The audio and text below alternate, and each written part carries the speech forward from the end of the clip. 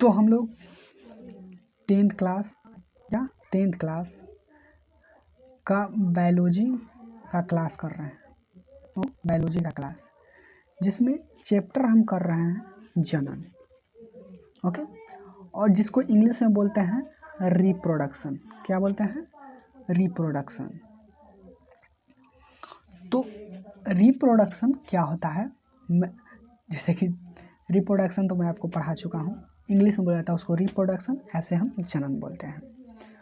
और यह मेरा चैनल का नाम है Ravikant study plus, Ravikant study plus, और ये बायोलॉजी का क्लास 5 है। इससे पहले 4, 3, 2, 1 नहीं देखे हैं तो उसको आप देख लीजिएगा।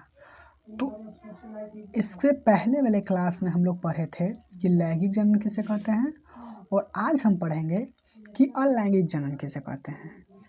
अलैंगिक जनन को कहते हैं असेक्सुअल रिप्रोडक्शन। ओके, तो चलिए हम इसको स्टार्ट करते हैं। तो वह जनन की वैसी प्रक्रिया, वह जनन जिसमें नर और मादा दोनों की आवश्यकता न होता है। इस जनन में नर और मादा दोनों की आवश्यकता नहीं होती है।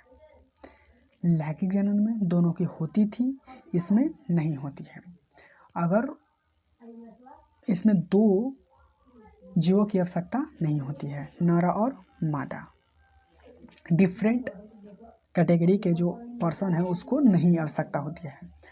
तो वही बोला गया है कि वह जनन जिसमें नर और मादा दोनों की आवश्यकता ना होकर एक जीव ही नए जीव का उत्पन्न करता है, उसे अलैंगिक जनन कहते हैं। वह जनन जिसमें नर और मादा दोनों की आवश्यकता ना होकर एक जीव ही नए जीव का उत्पन्न करता है, उसे अलैंगिक जनन कहते हैं। इसमें यह होता है कि नर और मादा दोनों का कह सकते हैं कि वो ज़रूरत नहीं होता है, एक जीव ही अपने जैसे जीव को उत्पन्न करता है, एक जीव ही नए जीव का उत्पन्न करता है। ठीक, उसको क्या कहते हैं? हम कहते हैं अलैंगिक जनन। ठीक, समझा गया? लैंगिक जनन किसे कहते हैं? जिसमें नर और मादा दोनों की आवश्यकता नहीं होती है, एक ही जीव वो अपने जैसे कि जीव को जन्म देते हैं, उसको हम अलैंगिक जनन कहते हैं। और इसका PDF वीडियो के डिस्क्रिप्शन बॉक्स में मिल जाएगा, वहाँ से डाउनलोड कर आप रिवाइज कर सकते हैं।